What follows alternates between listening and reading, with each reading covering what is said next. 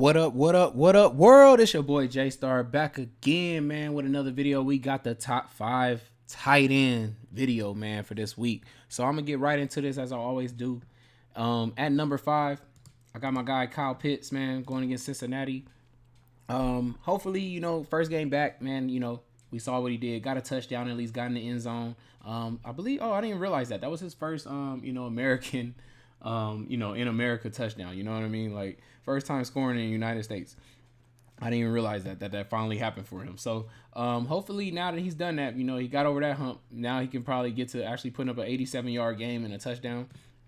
Maybe possibly happening in this Cincinnati game. That's why he makes my top 5, because they do give up tight end points. So definitely, I think his targets goes back up. I mean, it was just his first game back coming off an injury, so I kind of expect him to get slowly put back, into the game. But maybe he, gets put in a lot more for the snap counts and things like that for this game, and gets us, like I said, an 80-yard touchdown type of game and things like that. Gets up to about 15 to 20 fantasy points maybe. They're going to need him, though, I think, for this game, because Cincinnati's probably going to try to air it out against them, and they're going to be in trouble if they don't try to air it out back and compete. So definitely, Mariota, we know he's going to run and things like that, but he's going to need to use some of his big weapons like Drake and Pitts to keep up in this game. But as we get to the next tight end here at number 4, man, we got a revenge game in Evan Ingram, man. Loving the last 2 games of the targets, that he's getting. That's really good to see.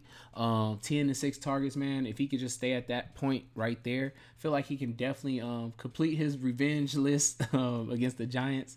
I really feel like he can have a good game against them. They already give up enough fantasy points for him to have a good game. And with this amount of targets, he definitely could get there too as well. So could be a nice, I'm pretty sure he's going to want to score on them. So he might try to have, near 100 yards on them, but I definitely think his main goal is going to be to get in the end zone against them. So definitely see him getting a touchdown, getting about 60 to 70 yards maybe. So pretty decent fantasy points with that, especially at this price. I mean, you can't beat that. And then we got going to my number 3. Number 3 pick is going to depend on injury right now, though, because let's see, I think he's not that cheap. Yeah, Ferguson is my number 3 tight end. If Schultz is out, Ferguson has already been out snapping, Hendershot so far. So it feels like they kind of like him a little more. Hendershot, also could be in play too, but the snap counts was already, he was playing, I want to say near almost half. Yeah, I think a little bit more than half of the snaps. Even the game, I think, here with the Rams, and I know he didn't even get targets here, but he was still in like near closest to Schultz and things like that. So this game here, I feel like, Dak being back, he likes to throw to his tight end, for a little safety net, type of play and things. And also Detroit is just that bad against tight ends that even like catching 4 receptions, man, he could go off, and have a touchdown again. But maybe with even more yards, because they just give up tight end that bad. So definitely could see, Dak throwing a touchdown to Ferguson. So I got him as my number 3 tight end. And at number 2, we have, let's see, how cheap is he, or do I need to go find him? I don't even know. Oh yeah, it's Hurst. Okay, so 3,500 with Hurst. He's in play big here because Atlanta gives up tight end, man. We saw even in the last game, Kittle had 10 targets, so had one of his best games, I believe, too, with those amount of targets that he got. So definitely, they just give up tight end, man. It's gonna be open. If he can get to 7 targets, man, he could have another 17-point game, really. So it's just about him just getting the targets, man. He could have a huge game, at least getting the red zone for you and get a touchdown for 3,500. I think that's a good price to be able to just get a goal line touchdown, tight end here, against, especially with a team that likes to pass the ball. So definitely know he's going to be a part of the game plan. As you see, every game he's gotten some targets, period. So, and this could be his big game, period, for him. I mean, we already know he had it against Baltimore, which was another team that's bad against tight ends. And I don't think they really played anybody else that's bad against tight ends like that. The Jets is pretty, they're kind of bad, but not as bad. But yeah, so I think Atlanta, man, he could definitely get there another 17, 11-point game at least for us. For 3,500, I don't think, that's bad at all. That's why he makes my list at number 2. But at number 1 this week, we got, where is he at? There he goes, Gerald Everett. Coming off a really good game to me today, I would say, that he had against the Broncos.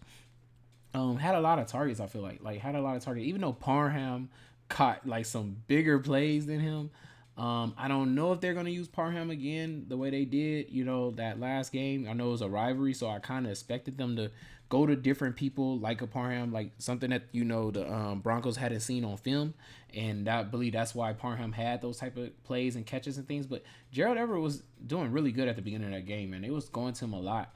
And I like that. So I feel like playing this team that he just was at, with last year, I feel like he would try to have a big game against them. And they give up tight end really, really. They're, I believe, the first place team. So, that's why he's on my list at number one because of that. They're like the first place team at giving up the most fantasy points to tight end. So for $4,000, could be a 20-point fantasy game for him, especially playing his old team. Should probably want to stick it to him and things like that. So that's why he makes the list at number one. Who just missed a cut this week? It looks like I got Kittle is on my list. Just missed the cut.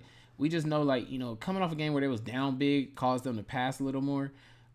They could be down big again, though. So causing them to pass a little more. If he can get 10 targets again, definitely could do well. It's just about, is Garoppolo going to, passing the ball again 8 to 10 targets, like, because he definitely, that's why, like I tell y'all, every time somebody just missed a cut, it's kind of because of quarterback play and how they use the tight end or whatever position that they're just missed a cut with, kind of makes them come out of play because of that and not make it. But if we can get another 10 to 6 target game, you know what I mean, like, Kittle could be in for a huge day. So could be for, trying to outplay somebody like a Kelsey and go for 25 to 29 fantasy points, really. So definitely, like I said, just missed the cut, though, just because of quarterback play, and we don't know what type of style of play the game is going to go. Like, are they going to be down big, or are they going to be able to just rush the ball and keep a lead and keep Kansas City off the field? So that's why he just missed the cut there. But that's it for the top 5, man. I hope y'all enjoyed that. It's your boy Jaystar, man. Like, comment, subscribe, and I'm out. Peace.